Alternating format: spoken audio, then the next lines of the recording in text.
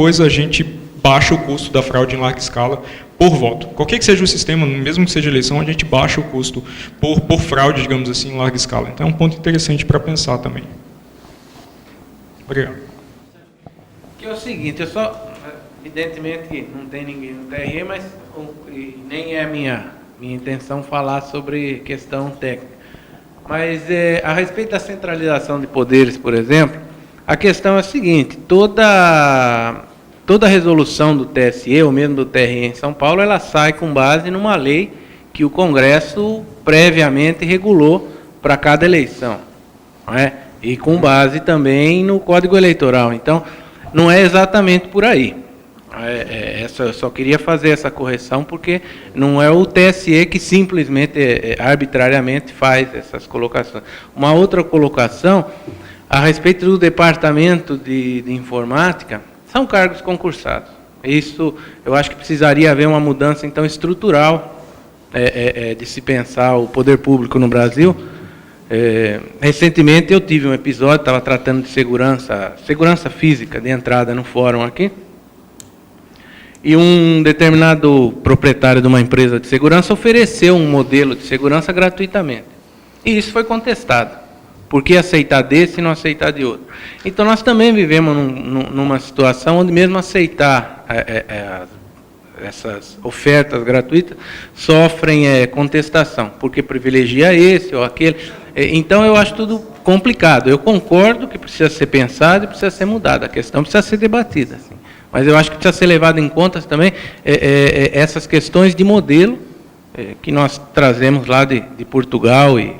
Então nós somos, sim, um país extremamente burocrático e extremamente difícil no trato dessas questões. E eu só queria que os senhores, antes de encerrar, só complementasse o seguinte, a pergunta que a colega fez ali, a respeito das urnas de nova geração, o custo disso, ou se isso é aproveitável simplesmente com a mudança de software da urna existente. A questão da impressora parece que ficou claro aí, dá para usar ou se remodelar. Agora, e o custo de se é possível transformar essa urna numa de segunda, terceira geração, ou é preciso uma urna nova? E o custo disso? Bom, essa última pergunta, depois que a lei foi aprovada, a lei que eu citei aqui, a lei 12.034, que prevê a implantação do voto impresso nas urnas até 2014, a lei foi aprovada em 2009, depois disso, o TSE já comprou 313 mil urnas novas, com biometria, que está em desacordo com a lei, porque a lei prevê que a biometria não pode estar conectada na urna. Ou seja, as urnas foram todas trocadas, quase. Tá? Então, isso foi depois da lei aprovada. Se vai gerar um custo, se a urna não pudesse ser aproveitada, a natural substituição, que a urna envelhece, acaba tendo que trocar, comprar nova, porque as urnas estão sendo substituídas a cada 3, no máximo 4 eleições. Então, se entraria com a nova, conforme a lei previa justamente 5 anos, que era para dar tempo do TSE ir substituindo. Então, o custo de uma para outra é igual. O que acontece é o seguinte: se você pegar a urna atual e colocar um módulo impressora a mais, você está gastando um módulo impressora a mais. Mas se você vai comprar uma urna nova, o que o TSE fez? Nessa urna nova ele colocou biometria, colocou os tais chips de criptografia que não são usados, que é para proteger o software, tá? E se em vez disso daí ele colocasse, a impressora já tem uma, ele só precisaria garantir que a impressora fosse de boa qualidade para aguentar a impressão de 500 watts. E tivesse um visor. Então, o custo seria o que ele já tem na urna, não precisaria da criptografia, não precisaria da biometria, ia pôr um visor de plástico, quer dizer, o custo não ia ser diferente, ou significativamente diferente, vamos dizer assim. Tá? Se fosse feito. Agora, o TSE não fez, comprou 300 mil urnas novas, se quiser comprar agora, vai ter que jogar fora essas 300 mil. Mas daria para ser feito pelo mesmo custo que comprar essas 300 mil. Desculpa atrapalhar, mas aquele vídeo da ADI foi feito com o sistema atual, né? Que é aquela simulação da urna impressa. Aquele vídeo que fizeram. Foi feito com a urna atual com o módulo impressor. Foi feito uma simulação, né? Com o módulo impressor. Agora, na mesma urna.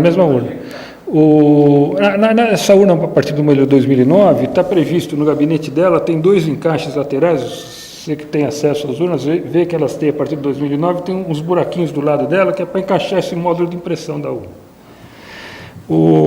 Agora, doutor Wilson, eu não posso, como engenheiro, discutir com o senhor a questão de hierarquia de leis, o senhor tem muito mais capacidade habilitada do que eu. Eu posso falar como leigo o que eu acompanhei durante esses anos que eu acompanhei a produção das normas, das resoluções do TSE. Eu vou citar só um exemplo e por favor, dê para mim o desconto do engenheiro que não sou juiz. Tá? A lei eleitoral, o Código Eleitoral de 65, prevê que a garantia do sigilo do voto, desculpe, eu não me lembro o artigo da lei do Código Eleitoral, a garantia do sigilo do voto é dado por 4 itens: votar numa célula em branco, votar numa cabine indevassável, não me lembro qual é outro, e o último é depositar o voto numa urna larga o suficiente para os votos não caírem ordenados. E lá diz, então, a garantia do sigilo do voto é dada por essas 4 providências. Aí o TSE inventou a urna eletrônica,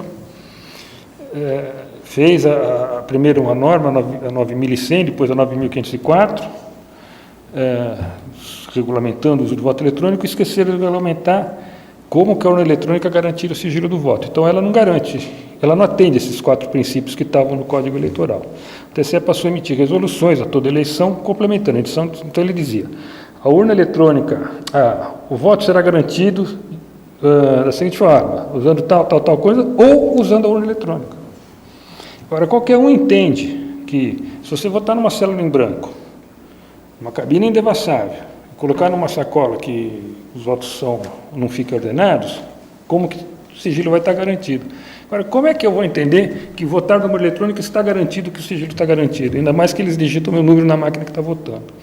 Tá? Então, ele foi muito além da lei ao colocar esse item. Nós questionamos, eles mudaram a redação, mas continuam fazendo isso, emitindo a toda eleição. É que a questão não Agora, me desculpe, eu estou falando de leigo aqui, tá bom? É que não é só o Código Eleitoral. O que eu quero dizer é que, antes de cada eleição, o Congresso promulga uma lei específica para aquela eleição. Então, eu acho que a pressão que precisa ser exercida não é exatamente no TSE só. Não, mas a gente atua no Congresso também.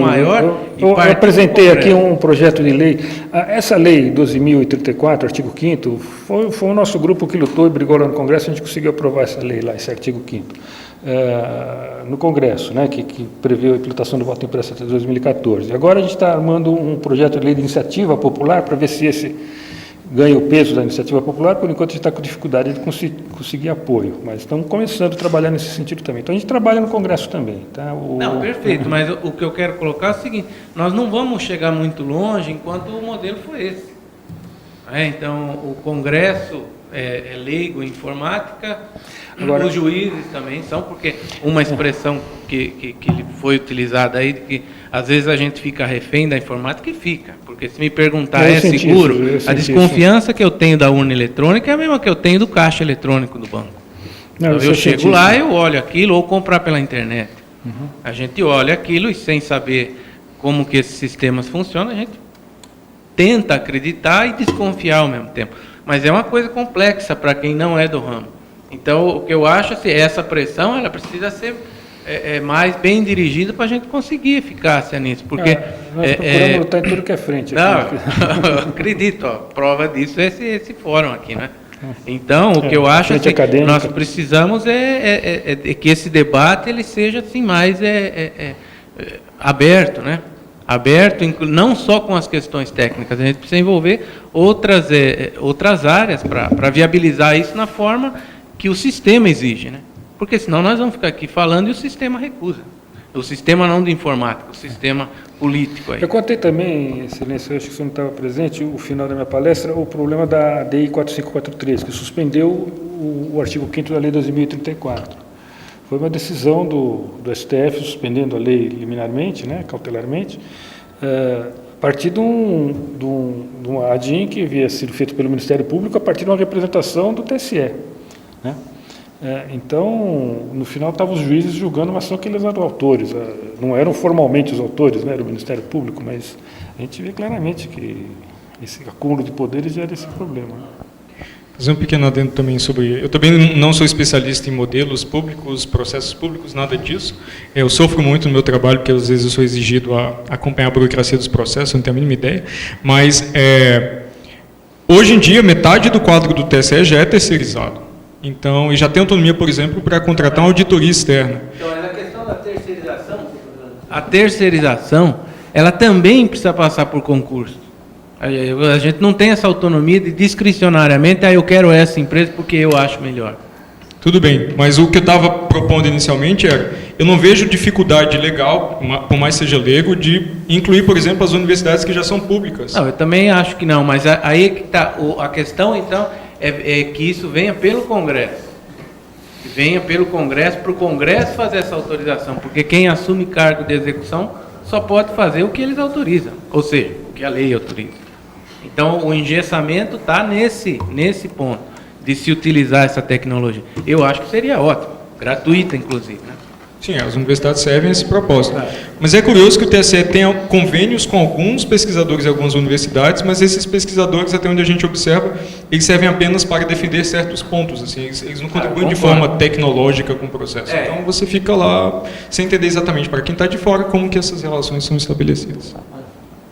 Uma iniciativa que a gente vai ter aqui, eu não sei, eu estava aguardando para a conclusão, é que alguns outros docentes que não estão participando aqui de Minas e de outros lugares, eles sugeriram para a gente dar continuidade à iniciativa e no ano que vem realizar um congresso, né, que seria então não de urna eletrônica, mas que seria um congresso de voto eletrônico, no qual a gente ia abordar tanto a questão das urnas, novamente, né, como é que ia ser o avanço, como também toda a questão da transição do voto, e nesse congresso a gente receberia trabalhos de pesquisadores. E, eventualmente, isso ia fortalecer, talvez no âmbito de um congresso, ser uma coisa maior, organizada, com mais tempo a priori, conseguir trazer o pessoal do TSE, conseguir trazer instâncias de governo e tentar discutir melhor essas parcerias. Isso vai ficar, praticamente eu já fiz um anúncio, né, a gente vai entrar em contato com todo mundo novamente, mas não vai parar por aqui. Hoje, no final desse fórum, então, a gente tem esse memorando que vai para o TSE,